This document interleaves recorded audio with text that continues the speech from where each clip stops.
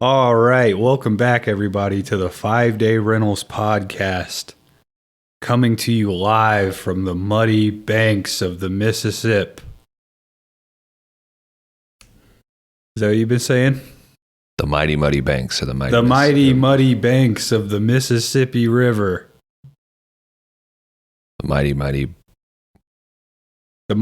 bank tones of the Mississippi River. This is 5-Day Rentals. Are you having a stroke? No. All right. I'm just doing the fun intro you guys thought up. Have you not been listening these last two episodes? Not really. Or 2 weeks? It's hard to pay attention now, dude. AI and fucking internet culture. Mm-hmm. It shot my ability to Candy Crush has just ruined your... Yeah, man. Life? I gotta have instant gratification. Like. All right, we went to the attic last night. Oh, my God. Listener. We're going again in the night. No, there's nothing up there. Come on. We got up there, there's one box fan. There was. It was cool, though. Was it not a cool space? It's old wood, I guess. When did you lose that sense of adventure? We went up there. You wouldn't go up unless I went up. And finally I said, fuck it. Let's go to the attic. He hasn't stopped talking about it. Did you guys wake up with a doll in your bed? Yes, 2. Okay. Yeah, but I brought one. Okay. I was wondering what I didn't bring one, was. and I woke up with one, so... Dude, there isn't a hole for the butt. How did you make that? Yes, there is. It even smells like it. It's weird. You put your own shit in there? Well, you gotta make it real, dude. It's not gross if you wear a glove Oh, I'm saving that one. to slide the turd up the doll. This is another Howie Mandel reference. Do you wear a condom? Put a glove on my head, bare hand a turd into a sex doll.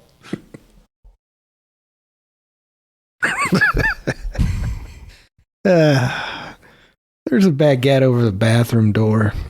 Mm-hmm. It's good luck. You guys did that. Was your turd longer than that baguette? No, that would have been insane. Okay. It was. I mean, that's a 2-foot baguette, right? Let's call it. Let's call it 3/5. Do you think that that there was like some magnification because of the water, though? Like it skewed the... No. You think that with the flow of the Mississippi, Is this what we're gonna do longer? on our last step? Talk about how long a turd is. you haven't stopped talking about this long That's turd. pretty fitting for the show. All It you've would been be- talking about today. Disingenuous to change up now I guess. and talk about, I don't know, art. Well, we went to the attic. We also went to a bar where Bones was hit on by a 74-year-old woman. I don't think she was that old. She still looked okay. She took care of herself. It was dark in there, you know. Mm-hmm. She was just being nice, you know. Mm-hmm. Mississippi nice. She had was she from Mississippi? No, she was from She this lives area. She lives on the mighty mud banks. Muddy? The Mighty Muddy. Have you just been saying the muddy? The mighty mud. I was saying the mighty. Muddy, Mississippi. Mud tones. Well, that's the impression I get. We were walking around today and we saw a lot of mud flood windows, so No. there is some evidence that this area was hit pretty hard by the Tartarian regime. You think of any place, it would be here. Uh-huh. Yeah. So it's been an okay trip for our final in-persons. Yeah. No pressure washing today across the street, so No. Fortunately. we're able to record at an okay time, which means we'll probably be a little less inebriated, Wow. less emotional. Well, I'll speak for myself. Just start getting through those beers and Yeah. Should have brought 2 out. Well, you brought the beers out. Should I go get more? No. Why Give it a not? minute. They'll stay colder in there. Losers. well, guys, this category is 5 for 5. Celebrating our 5-year anniversary and end of 5-day rentals. We each brought a 5-star movie to the show. You've heard Speed. You've heard Repo Man. Bum, ba-da-na-na. Bum, ba-da-na-na. Bum, da-na-na. Oh, my friends drive a low rider.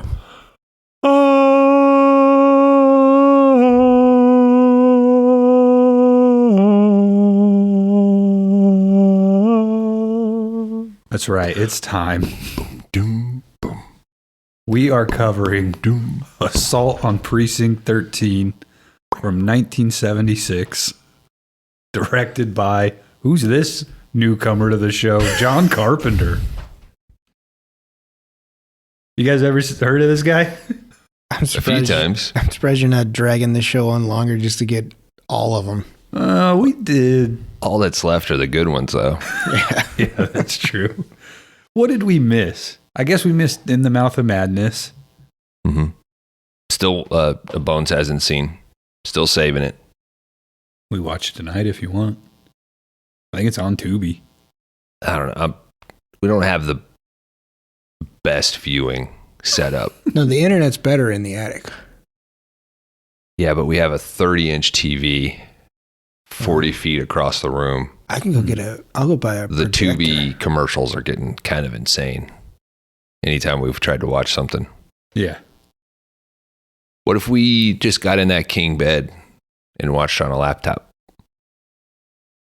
Underwear? Optional.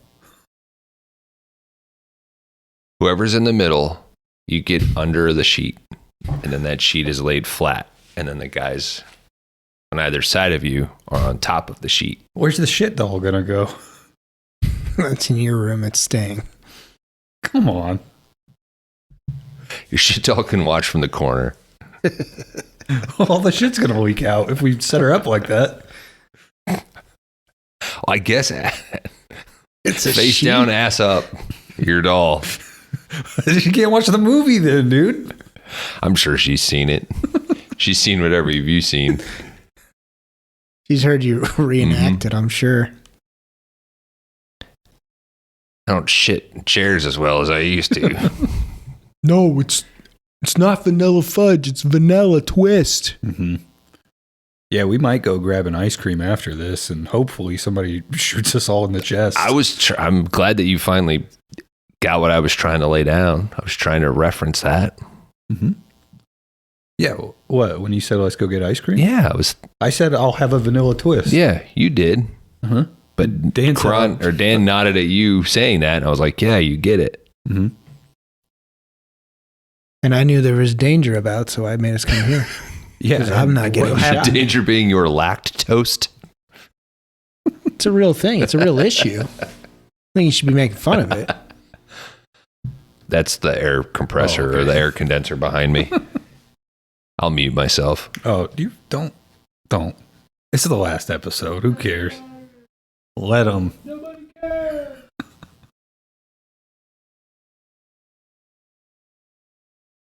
Worried about street thunder outside. Yeah, me too.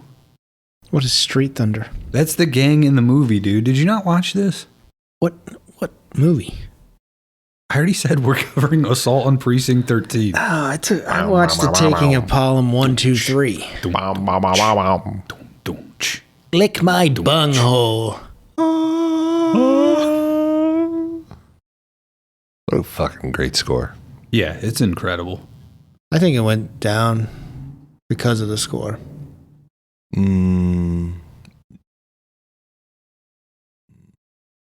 No, that's not why it went down. When you guys said Street Thunder earlier, I thought that's what you meant right there. I'm actually shocked with this bowl on the table. You haven't pulled out a pocket knife yet. It's not my thing. That's his thing. Okay. You guys we should cut our hands open? I'm so sick of fucking John Carpenter. You guys want to do a cholo tonight? On Cape Girardeau? We're going to throw it in front of Kenny's. Those guys flipping really having a burgers. dig for some blood, huh? I mean, Who are we all right, what building are we going to... Kenny's flipping burgers. Oh, yeah, dude. We'll take Kenny down on that. you guys have it out for Kenny for some reason. Well, he's that fucking guy. the burgers down there, dude. He's flipping the burgers. No, he's fucking them. I think you can't read. we don't know if he's flipping them onto You the order a ground. burger down there, dude, it comes on a long bun as a tube. That's a hot dog place? No, he's fucking the burgers. That's how Trump got elected, man. This is your personal. They're eating the dogs. What a stupid fucking... If this was a big enough show, and like cut to 6 months later When Kenny's flipping burgers closes. Yeah, it becomes a Comet Pizza. Fucking Perk drives up here and holds him at gunpoint. Mm-hmm. Show me where you're fucking the burgers. Hey, how's Kenny doing? Well, he did it. There was some worry He today. opened up Kenny's flipping burgers. There was some worry today that he had gotten loose and over to Spec Pizza and was fucking the pizza slices. You Yeah. are... Cut to TikTokers speed running through Kenny's. What if they run into the back and he's fucking the burgers, though? Then I guess it paid off. Sorry if we have any listeners in Cape Girardeau. We don't. Then we won't. You can see. That's why we came here. You can see on Podbean to the street where they're downloading. It's crazy. We will film the final finale of this as we all throw our microphones into the mighty Mississippi River this evening. As one final salute. Whoa. I think I could get 10, 12 bucks Yeah, I out of was this gonna- mic, dude. Oh, it's all equipment. Computers, iPads, everything's going. Phones. No. Mm-hmm. Well, guys, you ever seen a John Carpenter movie before? Just a few. I think Dan brought one to the podcast pretty recently. Mm-hmm. He's kind of a big carp guy. We're going to blame it on Which me. also takes place in LA. Mm-hmm.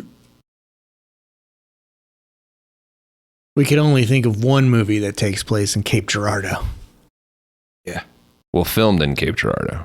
Yeah. Yeah, that's true. But I mean, the show's got to end so we can write Gone Girl 2. Gone Boy. Bomb Boy. Gone Girl 2 Bomb Boy. Yeah. Fuck. I want to see the poster first. Hey, this girl's got a dick and it's a bomb. Oh, shit. It's a Sleepaway Camp sequel? No, it's a Gone Girl sequel. Oh, okay. It's Gone Girl 2 It's Bomb Emily Boy. Ratajkowski or whatever her name is. Oh, let's hope.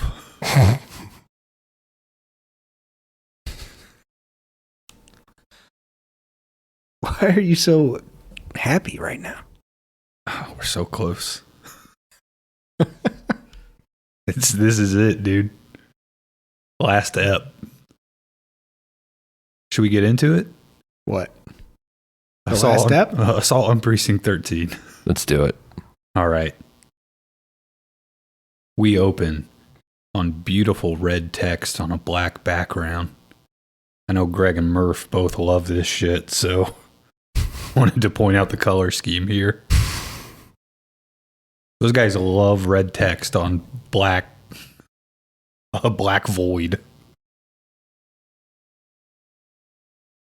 Not only do we get text, we get one of the best fucking theme songs for any film ever. Would you guys agree? Is this your favorite standalone Carpenter track? Pretty good. I would say it's my favorite. It's hard to argue against Halloween. Mm-hmm. But yeah, this would be my favorite. Yeah. Because it transcends this movie. And the fact that I watched the El Rey channel, the Robert Rodriguez channel on YouTube. They've been uploading all of his director interviews. Mm-hmm. And Carpenter was on there, and they were quickly running through all of his big films. And for Assault, he said he basically had a day to score it, and he couldn't score it to playback or to footage. So he was just knocking out these melodies in his head to what he could visualize. So that's why there's really only like 4 or 5 pieces of music. Yeah. And he thought all right, I'm just going to have to use those and stretch them out throughout.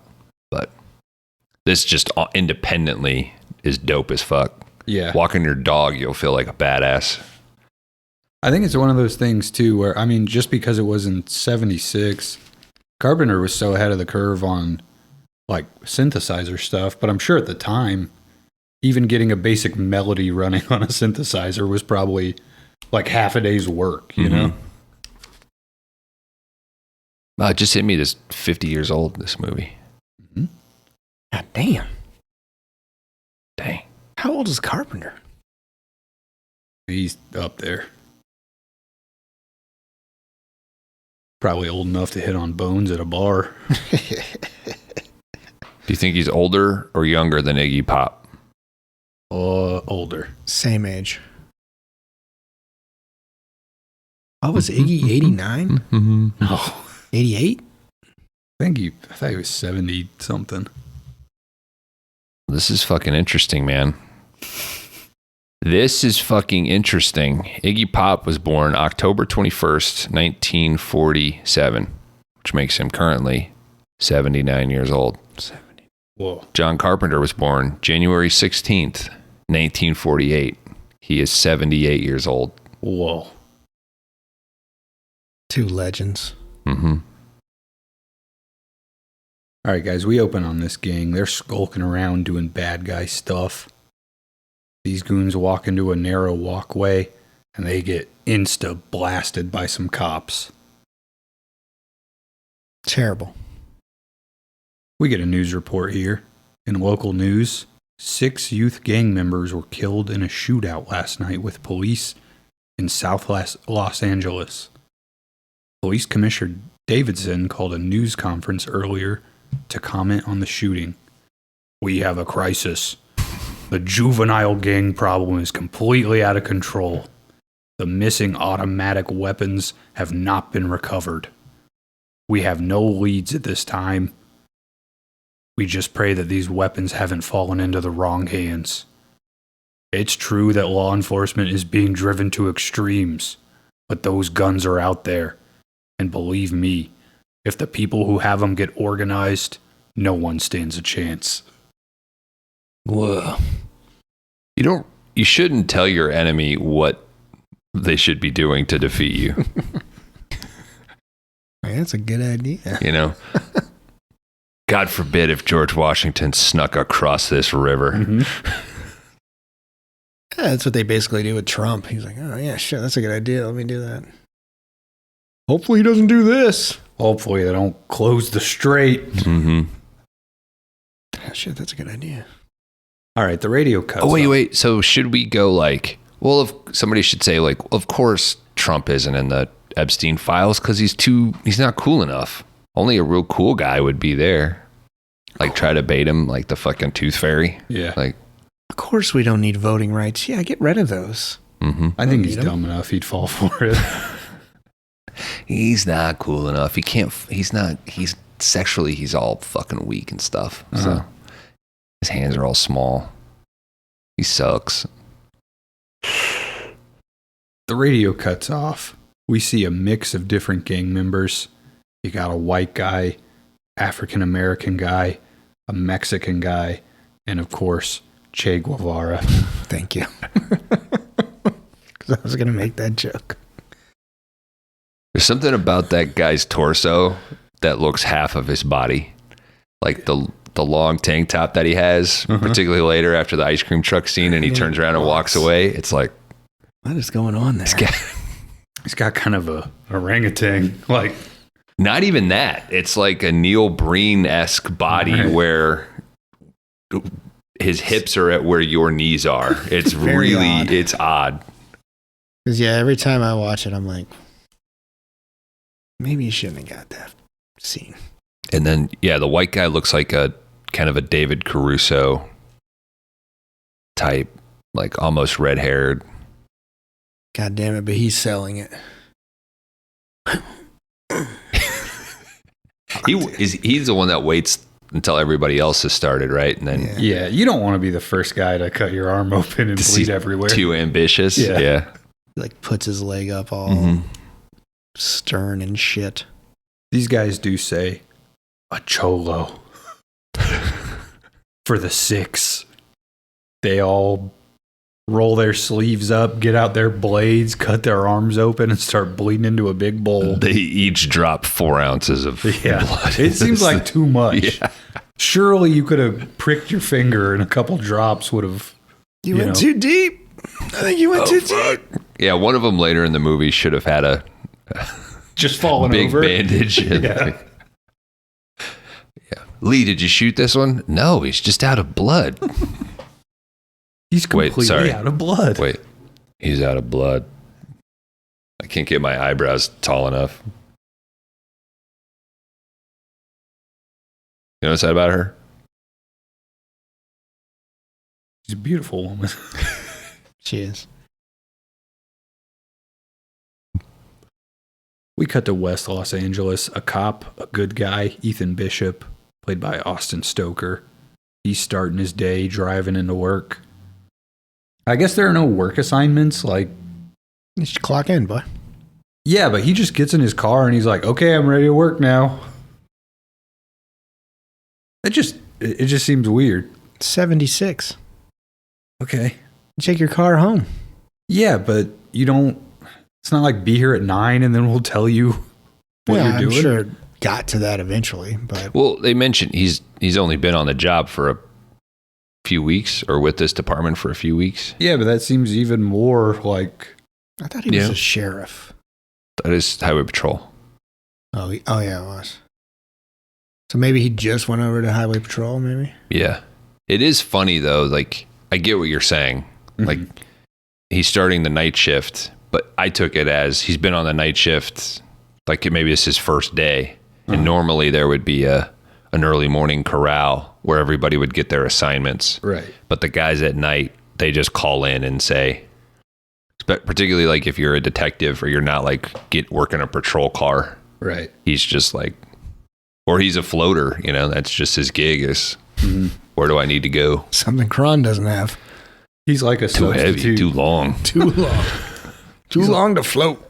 He's like a substitute policeman and they just tell him what he's doing for the day. They exist. I mean, a lot of big fire departments or ambulance services, like they have guys that they're not always, they're the backup for call outs or whatever.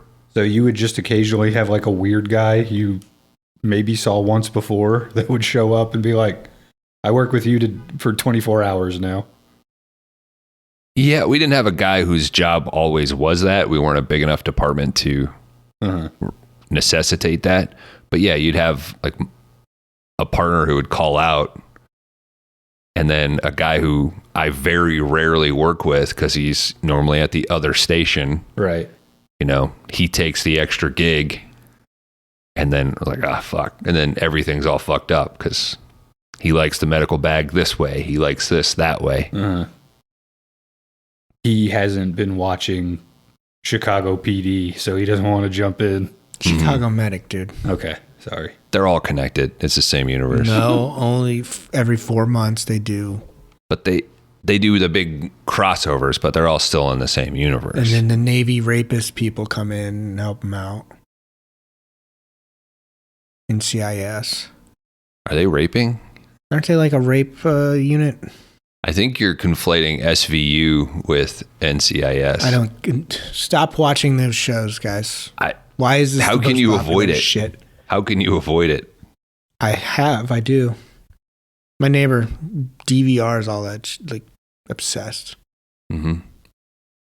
She's like, you don't watch that? I'm like, no. How do you watch that? Speaking of shared universes, have you guys heard this stuff about the Batman universe? But that Batman died. Yeah, it's pretty cool. Yeah. All right, Bishop's getting his assignment. I'm only in the Batman Damien. What? Yeah, Damien from the Black Roses is now Batman. No. Yes. Mm-hmm. You can't have a demon Batman, dude. It's Damien. Batman is a good guy. Not anymore. He's a fucking metalhead. Badman? Mm-hmm. No one knows what it's like. Is that a Limp Bizkit song? All right, Bishop gets his assignment. He's being sent down to some derelict precinct that's only... What is that word? Derelict? Yeah, that's not a word. Yes. No, it's not. It's like... Derelict? Yes. You got it on your first try. Derelict what? Was Kenny's that on flipping burgers? Was that on Mike, the Dan announcement that if he can't pronounce it, it's not a real word? No, he's just been saying that to us today Okay. when we confuse him I with couldn't remember. It's vocabulary. the best rule to have. It's like, that's not real. It's Now one I thing to say understand. it's not in your vocabulary. It's another to say it just doesn't exist. Now I understand the conservative mindset. That's not real. Nah, that's the media. Yeah, I never learned that, so I don't believe in it. It's great. Really is. All right, he's being sent to Precinct 9, Division 13. All he needs to do is basically oversee the night operations until this place fully shuts down. Easy peasy, dude. So you think? Mm-hmm. Protect the packing crates. No, that's where I turned it off. I was like, well, this is going nowhere. That's an easy job. And I turned it off. Says they're closing it down, nothing for me to do but stare at packing crates. The guy on the radio says, "You want to be a hero your first night out, Lieutenant?" "Yes, sir." "There are no heroes anymore, Bishop. Just men that follow orders." Burn. Be fucking off on the radio on your first night. Get your ass to work. He's going to work. He's taking his assignment. He didn't get there till like 2 hours later, it seemed like. You don't know how far he is from... Oh, he's big, dude. Oh, that's right. We cut over to Las Cruces, California. There's all these weird fucking radioactive cars in my way. People flying and shit. Mm-hmm. The Rodriguez brothers were fucking with me. You dildos!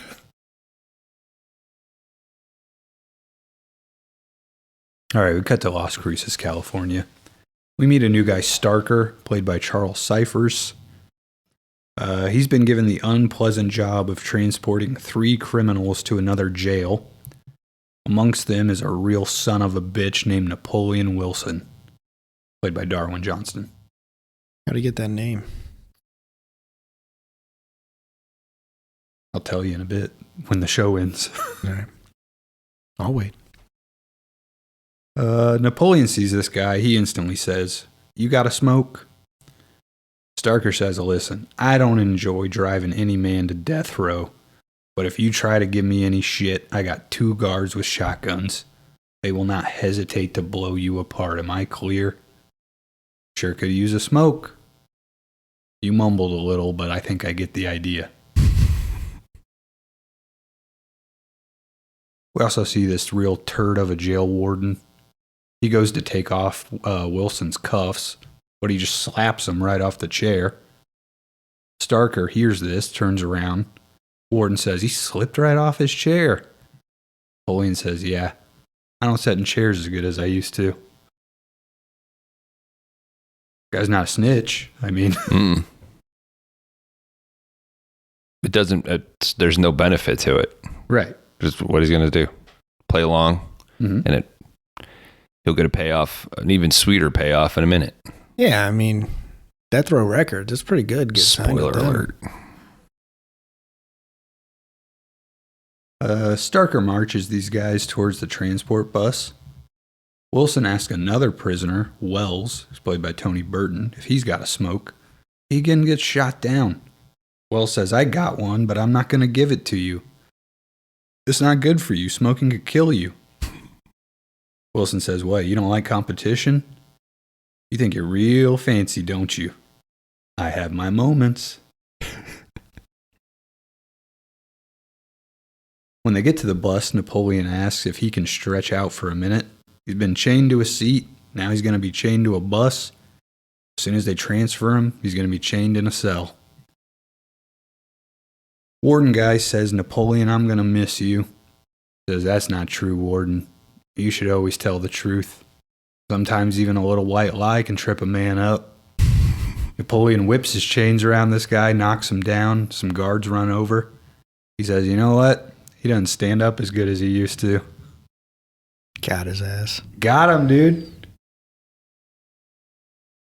It's pretty good. I'm kind of the Napoleon of our group. The guy who asked for smokes. Dan's the Lee. And I'm like, here they are. And you're like, eh. Dan's the coughing guy.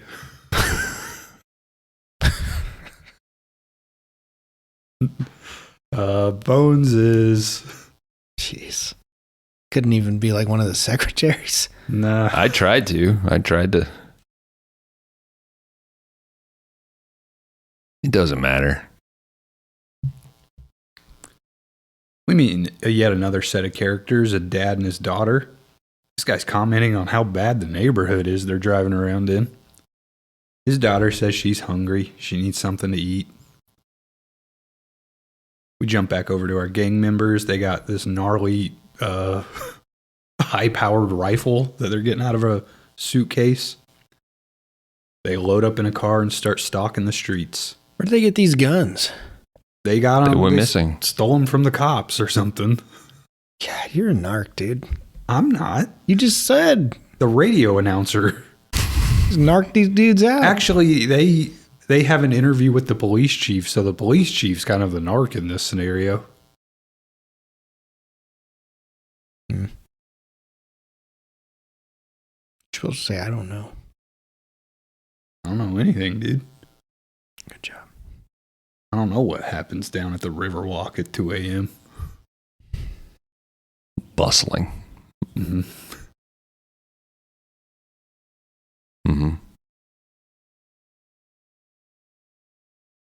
We jump back over to our gang members. I guarantee at 6 a.m., you go down to, I don't know, you go 100 miles down the Mississippi River. 6 a.m., you'll see just a rainbow of bandanas coming down that river. I want to go down to see Kron trying to surf on his blow-up doll down through there. Why would I get all wet, dude?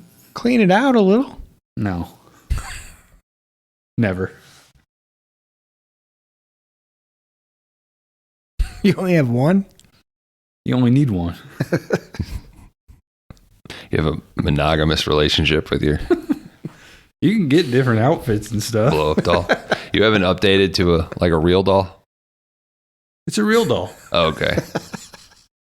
Hey, you guys got this in medium? No, if it's a real doll, he's letting it ride him down the river. It costs too much fucking money. I'm not going in that gross water. This thing's only 80% waterproof. Mm-hmm. Your hair's going to get all messed up, babe. How often do you have to refill the squirt on a real doll? Is it like a windshield wiper? Every go, dude. You just use Rain-X windshield I'm fluid? crushing that foot pedal. Are her turds just as long as yours? Well, we've established mine go out of me and into her, so yes. How much was that extra What? for the squirt feature? You just have to pay for the juice. And it is not cheap. Is it the same reservoir for her squirt as it is for her tears when you leave for the day? No, it's different. That emotional connection upgrade that you paid for? It's in the smell. No. You can tell. Yeah. It's different bottles, dude. Those are different bottles? Okay. Yeah. They each cost $59. That's always a pain in the ass. I appreciate that my rear windshield washer uses the same reservoir. When you order it, what does it say like on your cart? Like squirt? Yeah. Squirt juice. 1 barrel. And is the vaginal canal, like, is it a whole unit that you replace? Like ink toner? It's pretty wore out. Yeah. You run that through the dishwasher for a few times and then... Sir, this is not covered under your... Yeah. You can hose it off in the backyard. Okay. Sir, did you take this part off yourself? You know, we have to send out a professional installation man to do you adjust the bust on it like you do the lumbar support on a... Yeah. On your racing seats? Like it's a little crank that you turn? Uh-huh. Okay. I mean, she's got it like a Gucci purse and shit, so she's treating you well. I think they're supposed to be nice, you know? Everything's realistic, dude. The state of the economy, I guarantee you, real people are going to sign up to be real dolls. Copyright. Like, Just, what, you're like a sex slave? yeah, that's another way to go. Okay. That's the worst way to put it. Yeah. Well, Yes. but that's what it Come on, is. man. I mean, that's what it would be. Do you think an OnlyFans creator is a porn star? No, They're a digital creator. They're an entrepreneur. I mean, they're just doing porn, though, right? Hey, No. it's not porn. It's media, Engagement. social. What do they call them? I'm a Influencer? influencer. Yeah, They're just a content creator. yeah, That's all. content creators. Yeah, but the content is pornography. Hey, Mm, we don't use that word in this industry. yeah. You're a creator, an artist. You guys got your OnlyFans set up since 5DR's ending? Should we start up the How 5DR? sad. How OnlyFans? fucking sad.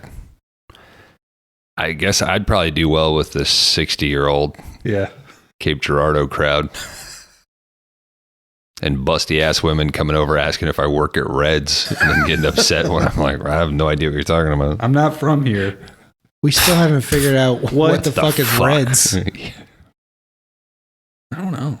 Yeah, it's like Reds. I haven't seen that anywhere. We got to figure it out. Let's punch it into Google Maps after this. We'll walk there and we'll see Bones Tending Bar. My doppelganger. Oh shit, dude. This is a plot of Enemy. He's like, hey, I'm Holmes. Can I get you a beer? I'm like, what? Whoa, dude. You want to go home and...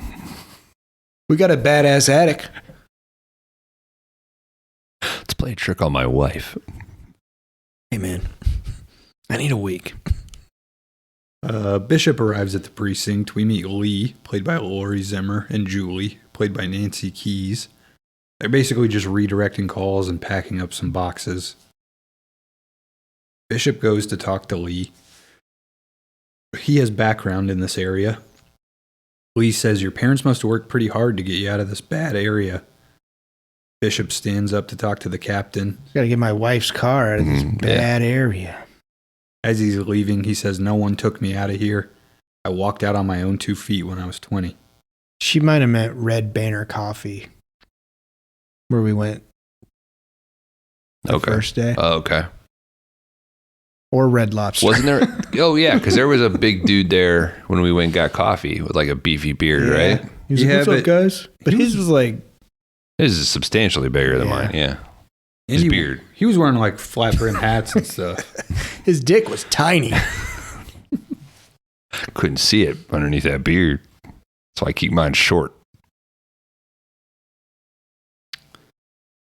Captain's loading up some guns. Does the pube on your real doll, does it grow back like a chia pet? Like, do you have to seed it and water it it's if just, you want? Velcro. Oh, that's cheap. No, they're nice, That's dude. cheap. You know, Bones donated all of his hair. You don't know where it goes once it's gone. Yeah, you're gonna be blonde tonight. I get out the hair and the needle, and I sew each one, dude. Oh. Stinks down here. Hey, you're the one fucking it. I washed my hair.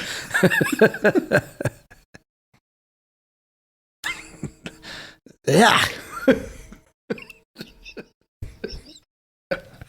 Poop leaking out of this thing. There's still a turd in here. So I was thinking last night, Dan, I'm wondering, should we announce, like, you know, when we used to do a 5-star banger, the idea was like, oh, we'll do the thing.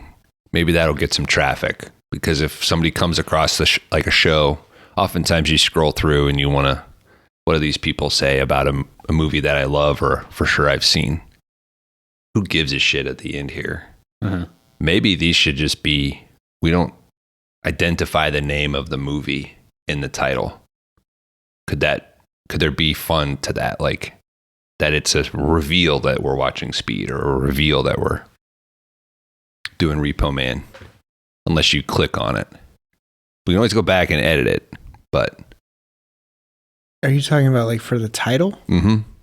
Like it's just 5 for 5 part 1, 5 for 5 part 2, 5 for 5 part 3. Mighty Mighty Mud Banks episode 1. Yeah. And this is all just leading me to your Canva promo picture that you do. I just want it to be a real doll. Yeah.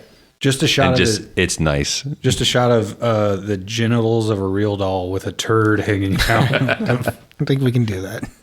Come on. I mean, we do have one where a knife is in a butt if you look close enough. Mm-hmm. Mm-hmm. I mean, I like that idea. I thank you, Bones, endlessly for modeling for that. 52 takes, but we got it. I was so still on take 1. We had it on take 1. Shaking on 52. Yeah, we were just having fun. We were just fucking with you. I mean, yeah, I really like that idea, but man, spaghetti is what I was going to call Speed. But yeah, we can do that. We're going to call the title Speed Getty? Yeah. I don't know, you're kind of ruining the joke, though. Why? Because you want it organically to pop up in the episode. Yeah, you're giving away like the punchline. Normally, when you would post like the inside joke, on the art, it's kind of enticing of like, ooh, what's that? But Speed Getty, just a pun on the name. It's like, what the fuck is Bomb Boy? That's what you would do. It would just be Bomb Boy. Hashtag Bomb Boy. Mm-hmm. What was our Bomb Boy? Was that Speed? Yes. So we had Bomb Boy and Speed Getty and one. Yeah, you guys are real funny. It's weird. It's weird that you're letting me in the show. We already outdid ourselves there. What are we doing these other 2 episodes for? Oh, this Real Girl Talk's pretty funny. Yeah, it's pretty good. All right, the captain is loading some guns into boxes. Trying to shit into his I don't shit into it, dude. That's gross. Yucky. You don't shit. What do you mean? I don't shit into the real doll. What episode was him chilling up I with shit, your condom? and then I pick up the shit and I load it into the real doll. That's way worse. No, it's not. Yes, it is. No. You should just go ass to ass. Not how the content not how for the your butthole of the real OnlyFans. doll works, dude. That's good content. You gotta open it up with one hand and I slide think the turd in that with the other. ruins this. You're not talented enough to do that. The whole point is to be surprised when you're banging her and a turd comes out and be like, "Oh, babe, how'd that get in there?" All right, dude, If you loaded that with your hand, Hey, Whoa, honey, I'm Yeah. not into that. all right, Yeah. dude, Don't try it. I'm not Gordo. I can't hold my ass and the doll's you ass open at can. the same time. Yes, you can. No, I can't. You I only have two hands. You just sit on two her. thumbs in there. You just scissor her. You sit at a 90. So your butt, Okay, look. You don't butt to butt like this. Listen. It's 90. So Just put it in her mouth. The point is, or you go to the human centipede. Ow, these teeth hurt. You should human centipede to create the digestive effect. So it comes out later. it doesn't have working organs, dude. Sir, we're taking your doll away. You voided the warranty. This is abuse. She's not real, but this is abuse. It's a real doll, dude. If me and you scissored our assholes and I shit, it wouldn't instantly go into your asshole. Because I have an active sphincter pushing against you. It would mush everything. No. You guys would have to shit at the same time, but it might cancel it out. No. Yeah. There's certainly a button. You just hit the fill button and the shutter opens up like a spaceship door. They're like, we sell fake turds. It's not the same, dude. You're not ripping me off, dude. I make real turds. $52. Yeah, right. What about a turd trade-in, like trade program, you know? All the other creeps in your area bring in their turds, and those are the ones that you get. It's my doll. I don't want someone else's turd floating around in there. You want incestuous turds. Yeah. Why do you want it to shit? Because it's a real doll, dude. Me and you, we shit. What do you feed her? Shit.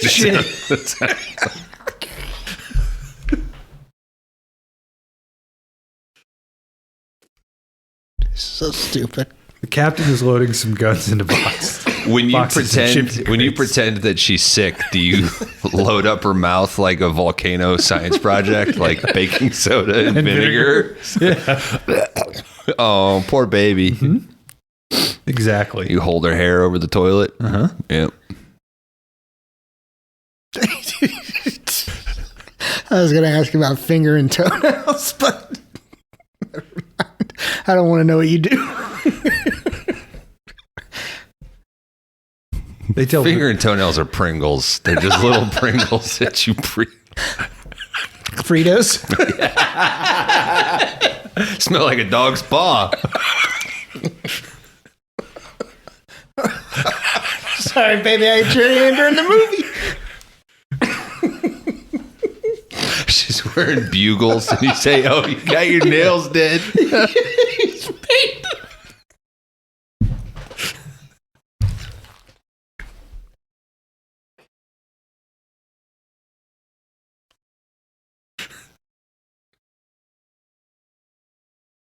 Let's see.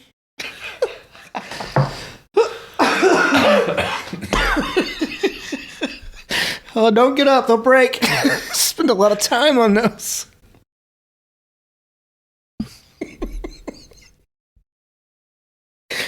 You are pathetic.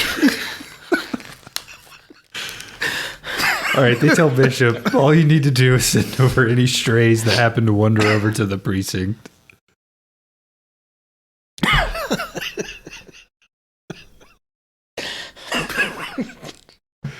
We briefly jump over and meet a new character. It's an ice cream truck driver. He notices our gang of 4 hoodlums driving around. He reaches under his dash and feels the end of his revolver, making sure he knows where it is. Is this Jody? What? Jody. The ice cream man? Yeah. Wouldn't that have been sweet as hell? Or did I already jump the shark? What's he talking about? You're talking about the ice cream guy, right? Yeah. Jody. TK is screaming it this episode.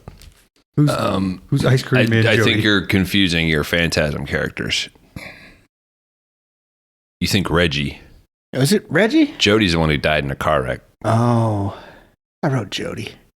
Yeah, it's Reggie. Reggie is the ice cream man. Fuck. I'm an idiot. DK's so mad right now. Yeah. DK's mad at me now. Sorry, DK. This guy does have a great shirt on. Looks like something you'd see Cosmo Kramer wearing. Oh, yeah. He's an ice cream man. They're like little balloons or Christmas lights or something. Mm-hmm. I think they're like little popsicles and shit. That would make sense, wouldn't it? Uh-huh. Bones, do your Kramer at the Improv impression.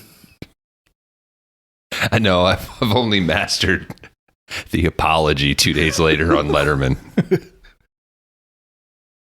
Back on the prison bus, Starker. Letterman was like, yeah, sure. I would have been like, The best part of that, Cool it the best down. part of that, if you haven't watched it in a while, is when they cut, because Seinfeld is there in the studio, I think already doing something to promote. Yeah. And they tied in the Kramer apology, like he was going to bat for him. And when they cut to the live feed of Michael Richards, like about to apologize, and he starts talking and the audience starts laughing, and Jerry Seinfeld of all people has to say, like, don't laugh, this isn't funny. Yeah. It kind of makes the whole thing worth it. Yeah. Yeah. That's the part I remember of it, is Jerry being like, it's not a joke. Why are you laughing?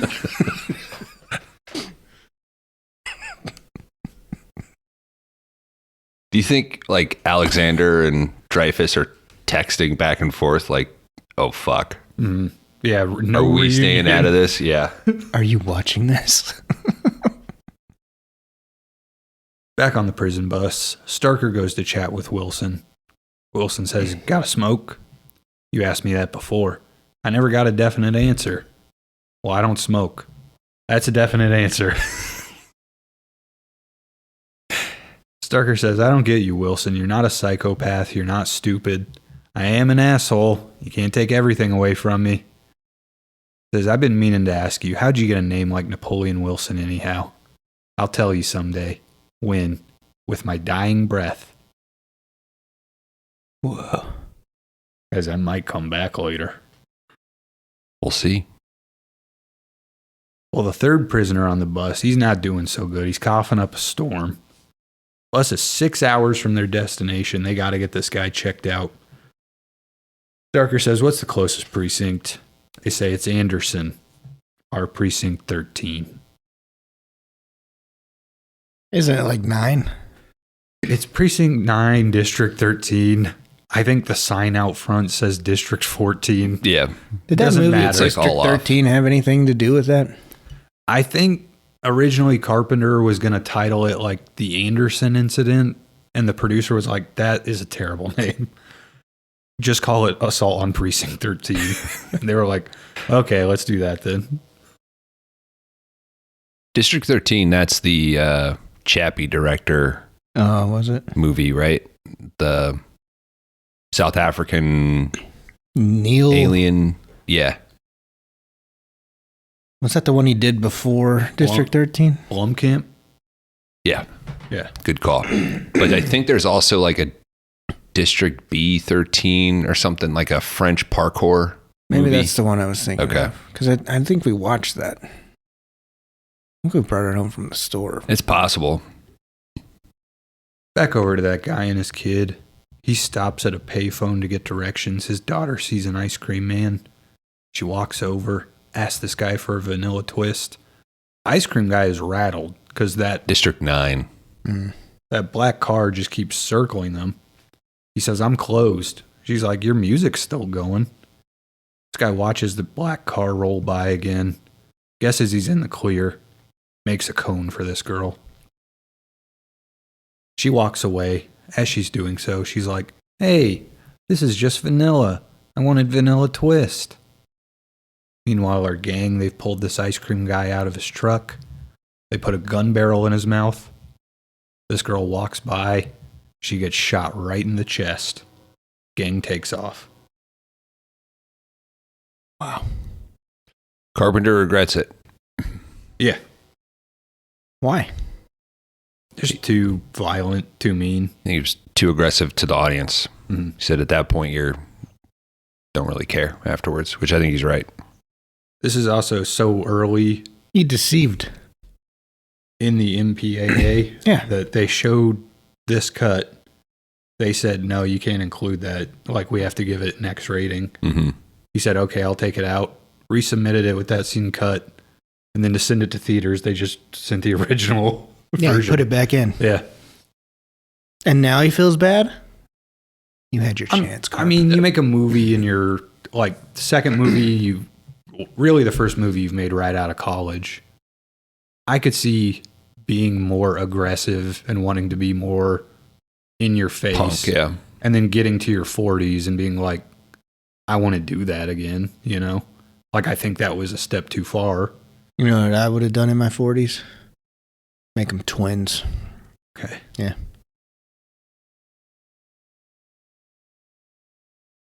And twins. I would say my issue with it is that the rest of the movie doesn't match the violence of that shock value. That's probably my biggest hang up with the scene too. Mm-hmm. Is it just, it's beyond where the rest of the movie goes. So Yeah. why go to a 10 when the rest of the movie sits at a 7? Mm-hmm. You know? Well, plus you kind of forget about why.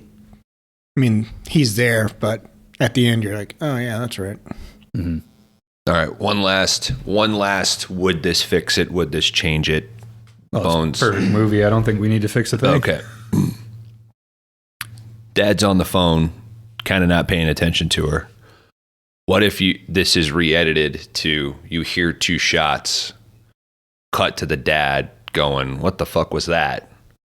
Look over, girl's on the ground, Mm-hmm. as opposed to that blatant through the cone squib shot, Yeah. which is as jarring. Like, I think there is a world where you can have that sad murder, but it not be exploitive. Yeah. So if the rest of the movie was substantially more violent, I think you could make the case that, oh, it's setting the tone and setting you up for all the crazy shit that's going to happen in the precinct. And it's the most tame shooting imaginable. Yeah. I think there's definitely an easy way to just recut the scene where, like you said, you hear it, you don't see it, and then you could still come back to that shot with the ice cream man on the ground, girl laying out in the grass. The audience would understand what had happened. Mm-hmm. That could be how it actually is done, and that's what I watched on a TV cut. Yeah. And that's why it's in my head already. But the dad hangs up the phone. He sees the mayhem. Goes to cover his daughter with a coat. The ice cream man has just enough strength left to say there's a gun under the dash. Dad grabs it, gets in his car, and starts following the gang. Our police bus arrives at Precinct 13. Bishop goes to meet them.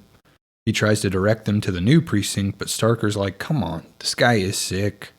If he's got something contagious, you know, it's going to cause more problems for me. Bishop finally agrees they can hold the prisoners there. all right, now you start getting into the why can you not just drop off? Can you hold these 2 guys? I'm going to take this guy to the hospital. Yeah. I guess maybe you got to keep everyone together as like a, you know, like once they get handed over to you and you're the transport guy, like you have to be responsible until they get to their destination. Yeah. Is the way I guess I would think of it in my head. But And him being sick is more interesting than the fucking, we got a flat. yeah. Or, oh, there's something wrong with the bus. Mm-hmm. Leave the sick guy. Well, you can't just leave him on the side of the road. He's a prisoner. Come on, dude, have a heart. He'll take over. He'll be all right. Not all right. Just put an N95 mask on him. Mm-hmm. Here's a Pedialyte. Toss him in that fast-moving Mississippi River. They're not anywhere near that. Where are they at? They're in California. The Mississippi goes all the way to California, dude. Nope. Yeah. Now, if you were trying to Nope. Nope. Nope. Now, if you were trying to split the country in two, we already no. Make some sort of new South. That's not what we're doing here. This is not looking good for you, man. It's the last episode. Remember yesterday when Dan said, "Stop me"? Stop. Are you making age jokes again? I'm just saying. You need to quit making those age jokes. Listen, dude. we're right here next to the Mississippi. How often does your real dog get tested? Never. I don't think your real dog would want to go to the New South. That's not allowed. It's allowed. A chicken on every table and a real dog in every closet. What's her name? You don't need to know. All right. I'd like to keep that private. Are you shitting in her mouth? You can tell us about that. Okay. No. You only have to go through the mouth if the butthole button doesn't work. What flavor are her yeast infections? Sourdough? 12 grain? However you want them to be, dude. What do you do when she goes on her period? He's like, damn it. I'll tell you, you spend the whole week saying, my bitch of a wife. That's she started. I'm going to quit setting you on this couch.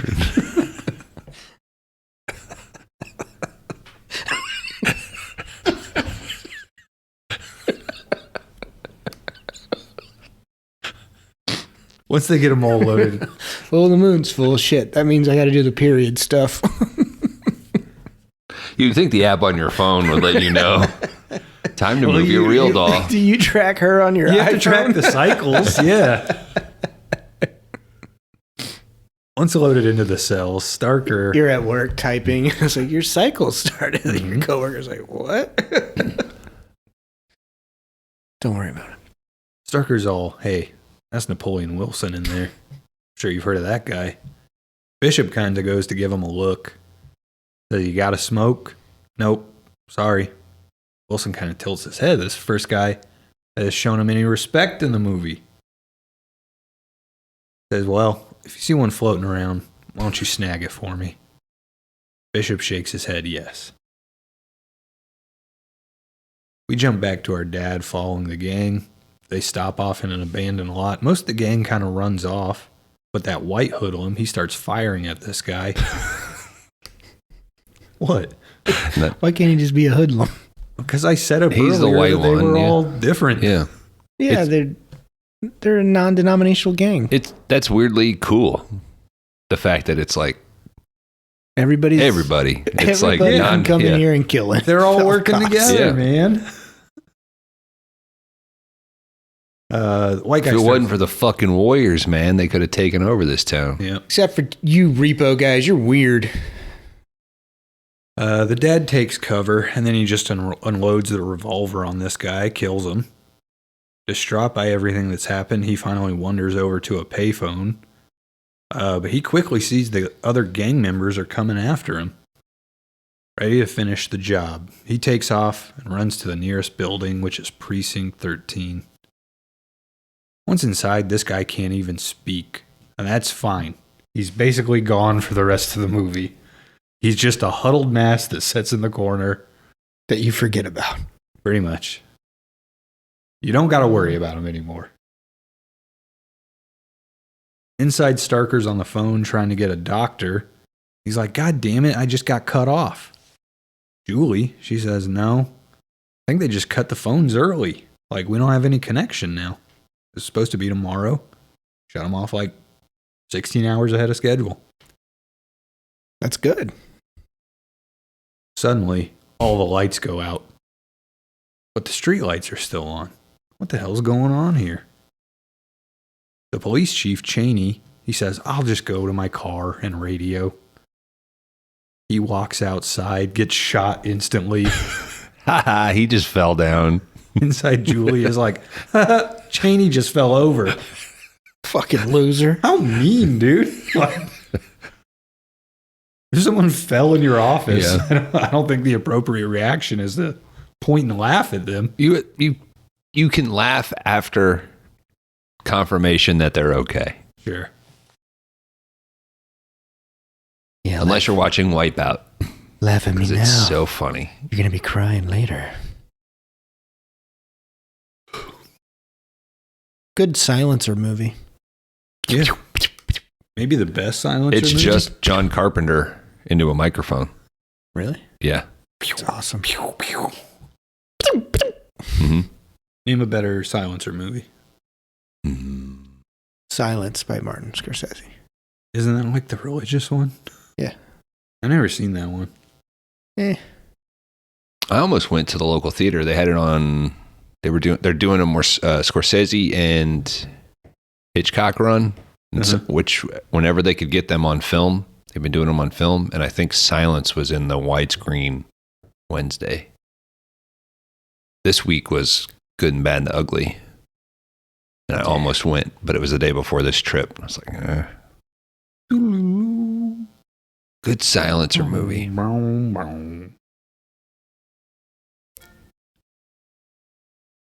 Really? What about silenced phone movies? Yeah. How about silence your phone? All right, let's take a pee break.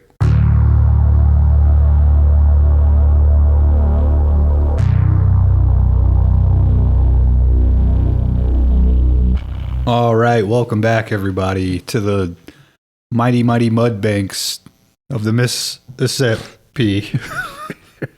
Wow, pronouncing it the indigenous way, huh?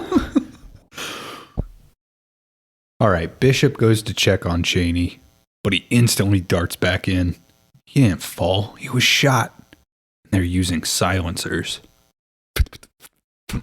Now, what they should have used was just a knife. Your knife stabs are louder than that silencer. How did that go? That's the sound of a knife going into and out of a man. What does it sound like if it stays in them? And then you pull it out a minute later? It's the air filling the vacuum. Stabbing his doll. And that you throwing the blood off. Yeah. You know, clean it like Your with doll glove. talking back.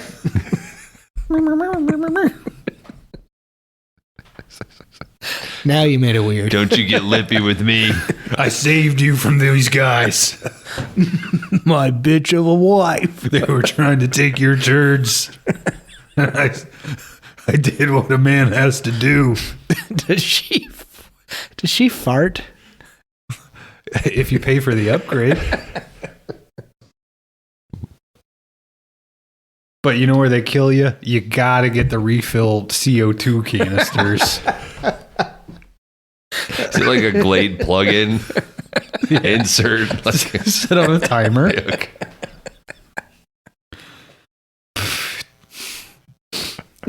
I'm sure Glade is making some money off of that. Bishop tells everyone to lock the doors and Real stay farts down. smell by Glade. Mm-hmm.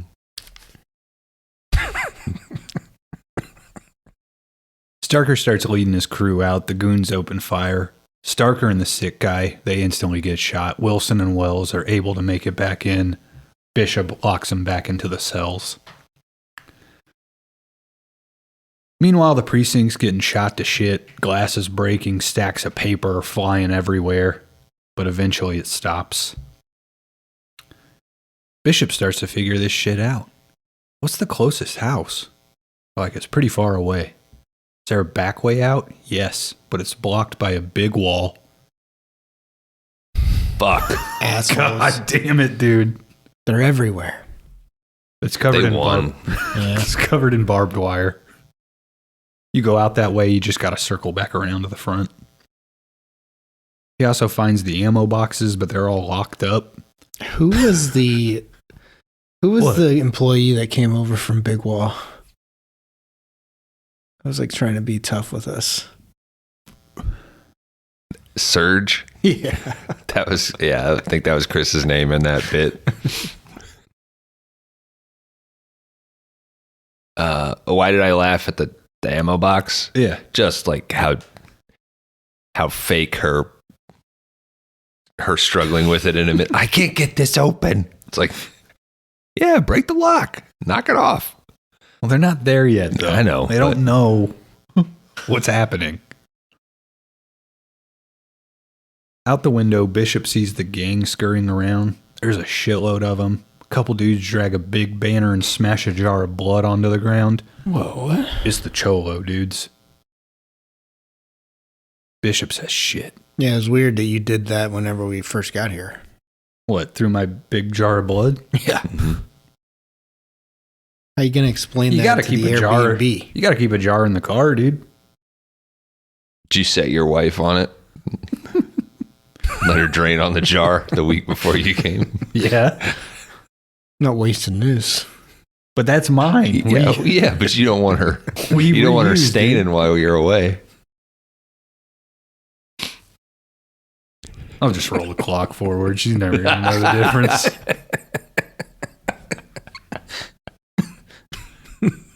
Maybe this feature is too much. Mm-hmm. Spending all my time doing this shit, dude. I can't keep the show going. I don't even have time to Can't fuck. keep my house clean. Can't keep my bride full of shit. Bishop says it's a goddamn siege. Siege. Julie sees the catatonic guy. She's like, that's who they want. Why don't we just give him to them? Bishop's like, this man came here for our help. He's getting all the help we can give him. Boom, wave 2 starts. I'd have been like, hey, man, come on out. You're free to go. Bishop tosses Lee the keys. He's like, get those guys out of the cells. While she's doing this, a couple goons start coming through the back. Lee takes a bullet, but Wilson is able to fight this guy and break his arm. They get back into the main room. Pretty gnarly arm break, at least here, you know. Wilson's holding the door shut. He's like, get me a gun. I can't hold this door forever. Bishop goes over to the ammo box, breaks the lock finally, throws a shotgun to Wilson. Finally, the door swings open. Bishop just holds down the trigger and fucking pump fires this thing directly into these guys. He looks good firing a shotgun. He does look good firing a shotgun. Kills these goons. He's got a pretty satisfied look on his face. What? It's just so rare you agree with me that it was kind of, you were like really into it. It felt good. I'm across the finish line with a smile on my face. Being positive on this last step. The first one ever. Yeah. We should be friends on this one. I think you're right. Yeah, I agree. Everything's going good, but we've got more goons start coming through. Of course, we end on one of his movies. I think that's right. He's the most popular host. Nah.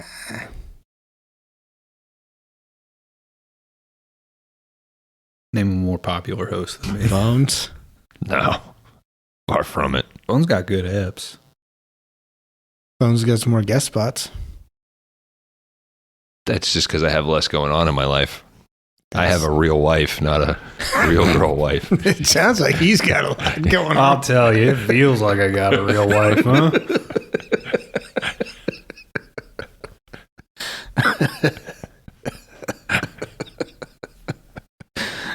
Let me tell you, my wife wanted to go to the farmer's market this weekend.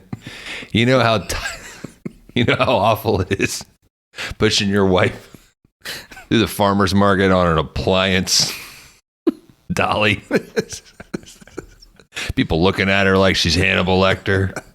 He's got to put it over her dress so nobody sees it. Yeah. You know she wants to smell every candle. That's right. He's rubbing lotion. Shit. You like that? They're just like... I like the idea of him holding her like a surfboard so she can lean down and smell the candles as opposed to lifting them up to her. How about that one? How about that one? She's knocking shit up. She's on the dolly, so you can just lean her back. Okay. Pretty easy, dude.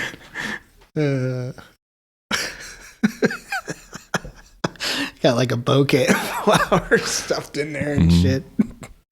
All right, more goons are coming in. Lee loads up. You should just get a rickshaw for her. You licking ice It's cream. even more work, dude. If you do it an ice cream cone, you got to just lay her down and let her get the drips. Set her up underneath. You can put a spoon in her mouth, underneath dude. the picnic table. You can get a spoon into her mouth. He just puts her in a wheelchair so it's easier for him. He's like, yeah. Well, yeah, it's easier than Wheelchair a would rickshaw. make more sense, yeah. It's easier than a rickshaw for sure. But people are going to you just assume that she's like an invalid or something, you know? It's like a rickshaw makes her classy. I don't know if a rickshaw goes over good these days. If you're Like, pulling it, it's okay. all right. I don't think we should go up there, babe. It's a hill. It's not going up, that's the problem. It's coming down, babe. She makes me wear the hat. Sir, That's a problem. That's what I'm saying, dude. sir, we cannot give you a handicap sticker. She is not real. Don't you say that. She can't walk. We deserve it more than What other anyone. proof do you need? All right, Lee is loading her revolver one-handed. Everybody starts blasting. How's that not a fucking comedy like series of a dude Isn't with there a a real Lars and the girl? real girl? Yeah, Or Yeah, whatever? but I need to see like the everyday stuff of what this guy's doing to pretend. I'm sure there's some documentary out there. This is all good stuff here. Everybody starts blasting. Did you see Predator Badlands yet? No, not yet. Okay. They got a real doll in there? Well, it's sorry. No, Lars and the real girl's their favorite. Remember when Chewbacca has to carry the broken C-3PO around? And yeah, just I'm wondering what's the scenario? Like you go hiking with her and there's an accident and you're having to carry her out in pieces on your back.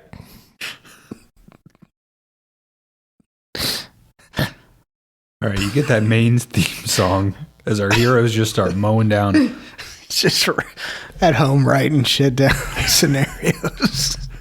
This whole series writes itself. Yeah.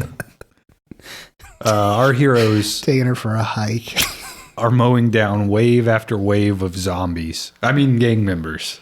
They're gang members. Oh, are you? Whoa. Almost like this is inspired by zombie films Mm-hmm. of the time, or Yeah. And westerns. oh wow, really? Yeah. Shit. Kind of a zombie western. Wow, I hadn't thought about that. Howard Duck's movies. Howard Duck? Howard the Duck? Howard Hawks. Okay. Yep. I'm glad we didn't do Howard the Duck for the show. The movie sucks. I've never seen it. Sucks. It's a bones pick though. Dan, you seen it? Howard the Duck? Yeah. Yeah. Directed by Howard Hawks. Yeah. Howard Hawks is a famous director. He directed a lot of movies. Carpenter's favorite director, right? Yeah. Mm-hmm. Howard Hughes?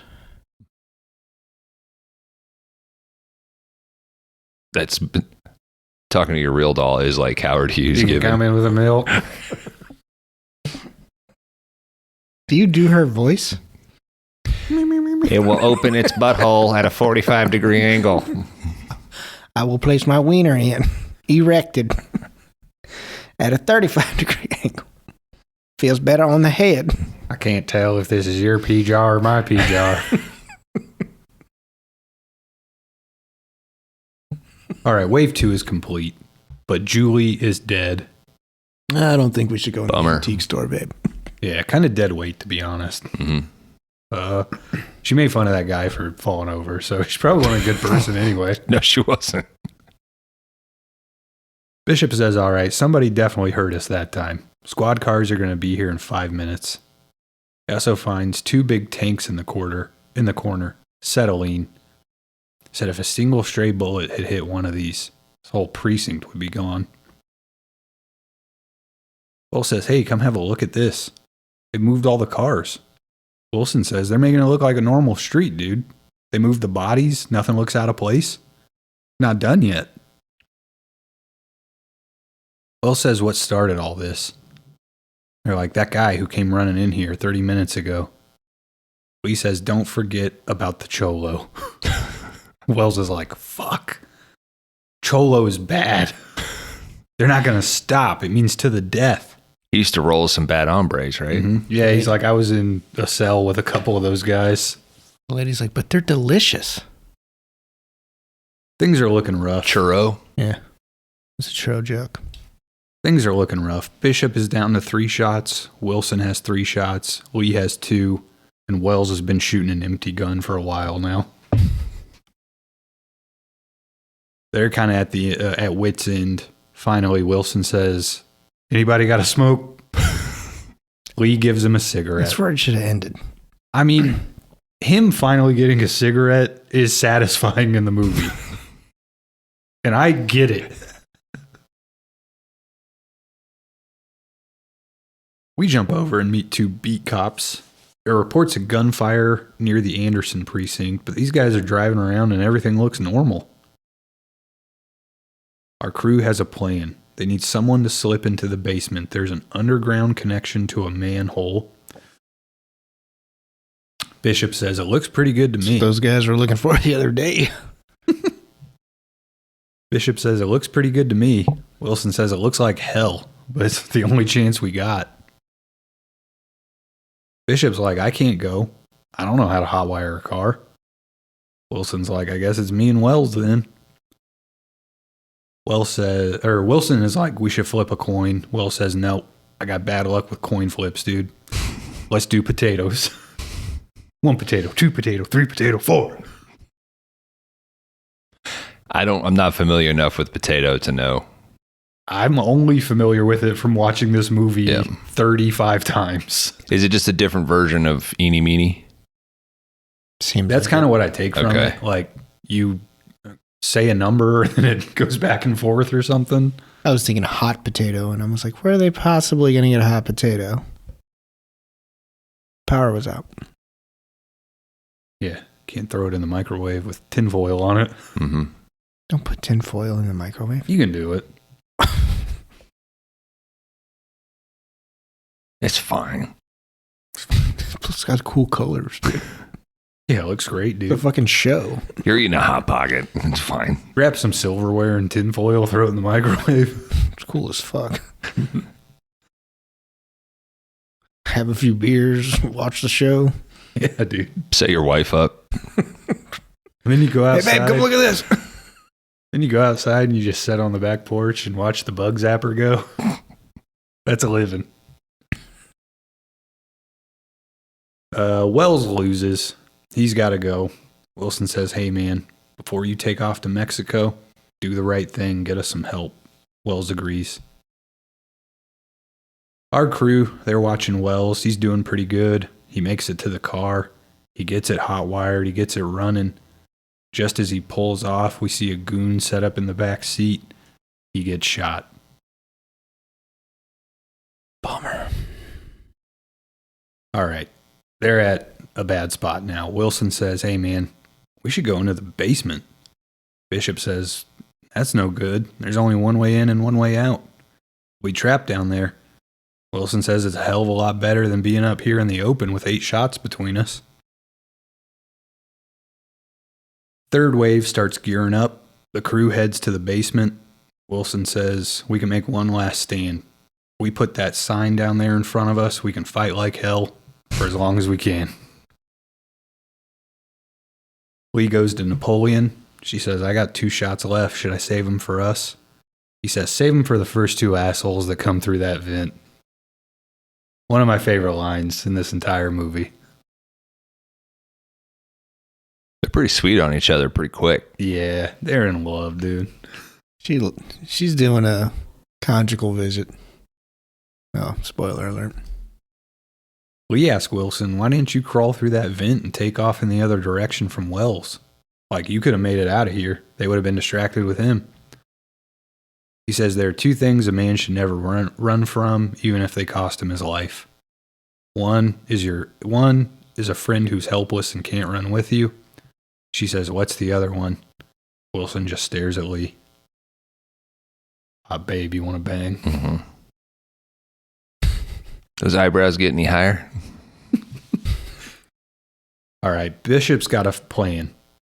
He's like, if we set up the acetylene tank down here in the hallway, I'll tie some flares to it. As all these guys fill up the hallway, we'll let them build up, hold them back with the sign. I'll shoot the flares, which will explode the tank. We could take them all out in one go. Wilson's like, can you hit it from way back there? He says, I got 3 shots. That's enough. But you can't argue with a confident man. They start setting all this shit up. Our 2 cops, they're still driving around. They don't see shit. They're like, this is a fucking dead end, dude. This guy is fucking pissed, dude. He does not want to be there. They're about to leave, but they park and radio in. One of these guys is like, God damn it. Now it's starting to rain. Our night couldn't get any worse. He gets out of the car. He's like, it's not rain. They see a dead telephone repairman up on a pole. He's trying his hardest to be dead. It's his blood dripping. He's doing a good job. Yeah, dude. that's like Okay. Kron's wife hanging from the Clothes hanger? whenever you're trying to set her up for cowgirl. The industrial clothes hanger that she's hooked up to. The pulley system. It's like in The Cell, dude. Yeah. She got 9 hooks on her back. If I get it, just try it. All right, wave 3 has started. Yeah. Remember? Well, Daddy, yeah, do we you both want some sausage? We both got Like cowboy hats the on, rig. dude. Of course we do. It's the New South. Okay. He's got her in the boot shop downstairs where the boots are. Which one you want, babe? I ain't seen nothing like this ever. Wave 3 has started. Wilson and Bishop grab the big ass sign. It says support your local police on it. Molotov cocktails are flying upstairs. They've got a few seconds down here before the guys get downstairs. Bishop says, can I ask you something?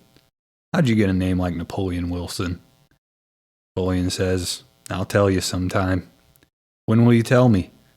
Maybe in a minute or 2. The gang, they head downstairs. Wilson and Bishop, they're dropping back with the sign. Bishop picks up his rifle, misses the first 2 shots. My favorite shot in the movie might be the push from the crowd up to the sign and them. Yep. Where the camera's whacking. like tracking down. With them. And they're just, and the way that the guys are kind of half-assed jumping up at them, trying to grab them, and they're whacking, like whack-a-mole. It's great. Bishop misses the first 2 shots. Wilson yells out, can't argue with a confident man. He takes one last shot, and guys, he hits it. Out on the street, reinforcements have arrived. The cops rush downstairs to find our crew. They're kind of running through all this smoke, so like as the smoke clears, our 3 are standing there with like a broken chair leg and shit, ready to still rock if they got to do it. But it's all over. As they see, Did you hear my tummy? Yeah, I heard it. As our 3 see it's the cops, Wilson says, anybody got a smoke? End credits. Not quite yet. Cops and paramedics, they load up the catatonic man. They also tell Lee they have a stretcher for her. Ma'am. You're used to it. Ma'am. Just completely ignores this guy. Oh, sorry. Shit. Walked over your joke. Walks right out. She gives Napoleon one last look and walks away. Some beat cop grows to grab Napoleon. Bishop yells, get away from him. He looks at Wilson, says it would be my privilege if you walked outside with me. I know it would. You're pretty fancy, Wilson. I have my moments. And guys, these 2 walk off. I do love as they head up out of the precinct. The camera stays down in the hallway. You watch them leave. It's like the last spot where things were good. Because as soon as they go up there, Wilson goes off, Bishop goes off, it's over. That's Assault on Precinct 13, 1976, directed by John Carpenter. What a flick. Have you ever, wife swapped with another real doll couple? We're in a loving platonic relationship, dude. So, no. I don't know, just asking. It's a USB key party. Do I get a little... Now, do I get a little pocket pussy on the side? You better believe it. It's a package deal. You get 10% off that one when you bought her. You have to do them in separate orders. Okay. You can't. She can't Don't want her listening to receipts. Dude. What are you doing? You ordered from another email address. Why'd you need that pocket pussy? You know it's her that controls the finances. Well, she's smarter than me. God, I love her. What would I be without you, baby? Mm-hmm. Dan, hit me with that research. Hey, this was released November 5th of 1976 on a budget of $200K. Now, yesterday with Repo Man, we had a budget or a box office of, I believe, $131K. Box office for Assault on Precinct 13 would be $436. Good job, Carm. It's a stinker. Well, it costs nothing, dude. Yeah, it cost $200K. Yeah. At the cinema that month, you catch Carrie. They made it back eventually. BDP and Carpenter got releases in the same fucking week, dude? Month. Oh, okay. There's only 8 movies. You get back into the 70s, it gets kind of slim. They used to let stuff breathe. Yeah. This is Let Stuff Breathe, like Project Hail Mary, which is still in theaters now. Carrie, Rocky, and Network. I thought you were about to say Carrie, Rocky, and Bullwinkle. Carrie from Sex and the City with Rocky and Bullwinkle. Copyright. John Carpenter has acknowledged that Night of the Living Dead was an influence for the Street Gang. What? He said they're completely dehumanized. They hardly talk. And they have a supernatural element. He did compose the score in 3 days, creating 3 to 5 musical pieces. I think Bone said 1 day too. I don't know. We hit on it. It might have been 1 day to actually record them, 1 day to, plug them into the mix or whatever. But it was, he made it seem like on that El Rey interview that it was essentially slim. The dude had a day to let him in the recording studio. So, oh yeah. Hey, it worked. Because his argument was largely yeah, I like doing music, but I can save money by doing it myself because otherwise, if I got this budget and they tried to cut money, that's usually one of the places that they were always going to try to cut it first. So, and we know he wasn't a super big fan of the movie companies. Yeah. I think this one was small enough. It was not a major studio financing it. And I've read some interviews with him on this where he kind of said, I'm getting a bunch of no-name actors to be in this thing. Where I'm putting the money is the camera and the film. Mm-hmm. If I can just make it look like a real movie and not a cheap B movie, that will be the best thing to do. And I do think it paid off. I mean, for as cheap as this thing is, it looks pretty damn good. Mm-hmm. John Carpenter stated that Assault on Precinct 13 was the most fun he's ever had as a director. And we covered the X rating child thing. Child murder. That's it. That's all I got for Assault on Precinct 913. All right. I let the cat out of the bag a little bit, saying one thing went up and one thing went down.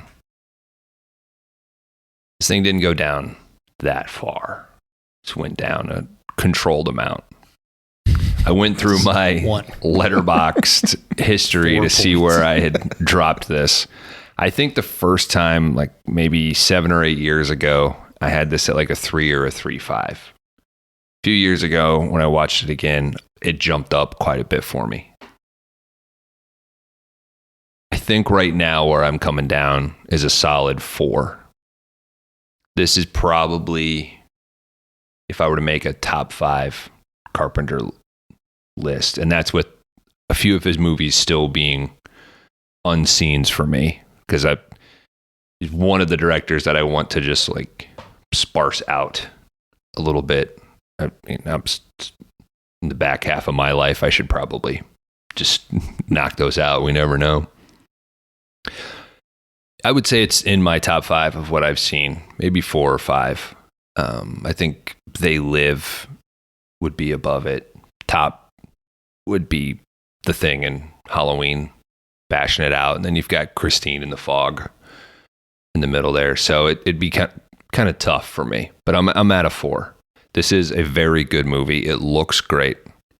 I do think, especially now with the Netflix vibes of doing whatever the fuck they can to either keep your full attention or knowing that you're going to be on your phone and having to have shitty dialogue to remind you what's going on.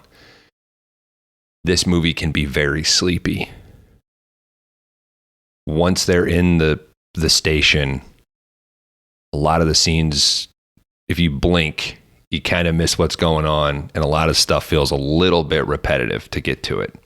If you can manage to sit through it as a whole, it's a very quick, feels like 70 minutes. Mm-hmm. It'll blast by, but if you're not really into it, and I feel like that's a lot of Carpenter stuff. I had that with They Live as well. Like toward the back half, it's just sleepy's maybe offensive. I'm not trying to be offensive about it. It's just, I think with his Western Howard Hawks 40s, 50s influence, let stuff breathe a little bit. You know, we didn't have Nintendo or like fucking Candy Crush attention spans. For it being relative no-name actors, there's not anybody that stinks in this. Napoleon's a little stiff at times, but I think that his dialogue helps. It's really good dialogue coming out of his mouth. Austin feels like a Broadway-trained Juilliard actor. There are some of his line reads are very like using foul language in front of my mother. You know, it's like he doesn't feel like a Southern California cop, but it's fun and it's entertaining, and it's a movie I will watch multiple times before I die. So 4.0 for Bones. Hey, Salt on Precinct 13. I finally did break down and watch this movie because I honestly thought we'd never get to it. Because Kron always threatened. I own it. And so I finally watched it maybe last year or the year before. I think it was last year. Never logged it though. Yeah, thought it was all right. Did some rewatches this time around. Goes down pretty smooth. Yeah, I think I agree with Bones. No actor's terrible in it, but I think you get some fun lines with Napoleon. The shootouts and all that shit are pretty fucking good. It's good, man. This is a solid 4 for me as well. I don't know if it would. I don't know. I'd have to really look at the Carpenter filmography. He's got a discography too, so I wasn't wrong there. That's true. Yeah. Soundtrack's great. I know Kron loves it. And I said, I'm not mad at it. Goes down smooth. It's good. Looking forward to the next Carpenter that Kron brings to the show. Invisible Man. No. Are you a Pliskin guy? Snake Plissken? Yeah. Are you? I don't. Escape from New York is. Well, I think. Does anybody think it's too slow? To be fair, I think Bones meant Escape from L.A. So. No, that one doesn't count. I wouldn't be shocked if Dan was like, I love Escape from LA. It's too like cheesy, man. I don't know. It's a lot of. I think it's got some okay stuff in it. I don't know. I just wouldn't be surprised because every once in a while you'll key into something, not from like a hipster take, but like you get what they're doing, you know? Like you appreciate Metallica's Saint Anger. I don't appreciate it. I live it. But I don't know. It's New York. I've started that movie so many times and I'm just like, let's go, hurry up. Yeah. And I'm like, I shouldn't hate this, but it's pissing me off. I don't know. Like, so New York is always, I need to just sit down and fucking give it a good rewatch. It's been a long time. But yeah, definitely The Thing, and I think Halloween 1 and 2. I don't know what 3 would be, honestly. Maybe Christine. Yeah. Yeah, I enjoy that one. The Fog 2 is kind of like that for me too. I'm like, it starts off really, really good, but I think it's kind of like you said towards the end, but then it picks back up. Shit. I said Fog. I meant Prince of Darkness. Yeah, don't. Sorry. I was about to say, don't be afraid to leave Prince of Darkness off your list. That would be where I'd run into. Is it assault Prince? Don't assault Prince, please. Yeah, he's been dead for a while. Well, you get arrested. You can't do that. But I don't know. I think, yeah. Probably like Thing, Halloween, Prince of Darkness, Christine. I think it's and like then 5 is like kind of foggy, rotates. Yeah, without the fog. Well, With there's the fog. Big Trouble out there too. Yeah, that's true. Big Trouble. I can't. I think I'd put Prince over Big Trouble. Yeah. I know that. That's what the incredible thing. I know we're in the middle of your review, but No. you think like, hey, he's got like 5 movies, and then you think like, oh shit, there's actually this, and this. So He's got a lot of heat. I want like your total complete Carpenter list sometime. But I think it's do you weird have it? because From the ones I've seen, I have a letterbox list ranked. Yeah. But I think The Thing is like The Thing, and then it's like number 2. You know, like there's a far line. Right. Like The Thing is The Thing. Mm-hmm. It's tough for me to. That's one of those. I will not argue that The Thing is his best. Right. But my number 1, Halloween, was just so impactful. Yeah. Like in an era where I would. I don't like fucking horror movies.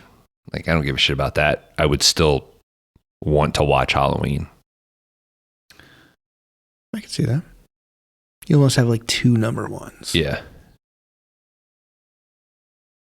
What? He said 4.0. 4.0. Okay. Assault. Okay.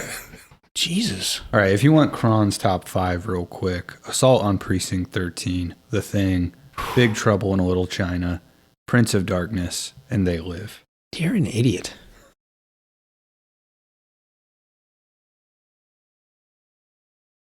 When we did Repo Man, I said this might be a top 5 movie for me. Guys, Assault on Precinct 13 might be a top 1 movie for me. Wow. Why would you say it's my number 1 movie?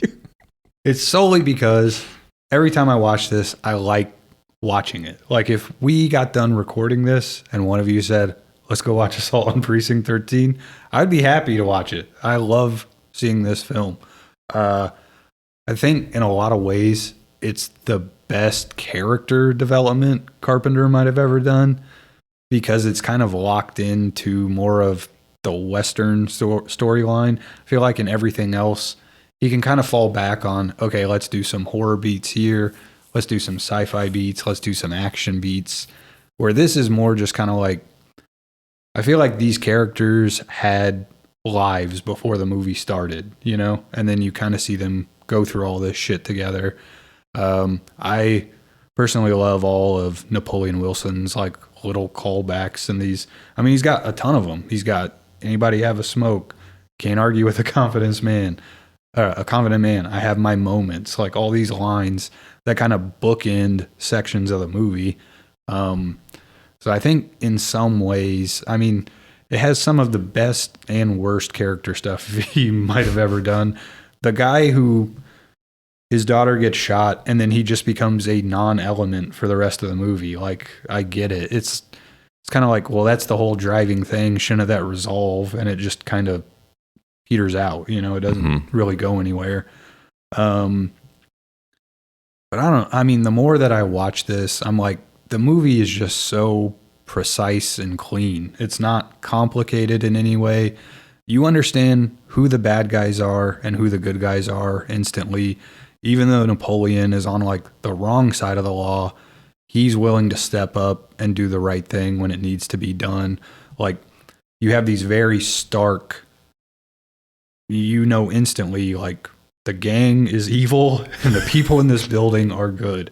It's not a complicated storyline. Like, there are not gray characters in that way of like, you know, you just know how everything works. And the other thing I'm super impressed by is once you get into that building, through character interactions and how scenes play out and where they take place, the entire setup to the siege, you learn the geography of the building, right? Like, you understand when they start coming through the windows, there's that office over there, there's that door that leads to another room over there, there's that hallway that has the cells. Like, when the siege actually starts, you know all the entry points to the building already just from how he's laid out previous scenes that take place. So it's this like really economic way of building out the story, building out the location, and then when the action finally starts, you understand every location that there could possibly be conflict, right? Like, that's pretty smart, you know? I also think it's like a movie where the people that we like that make movies now, I feel like they would look at this as like an influence maybe on what they do.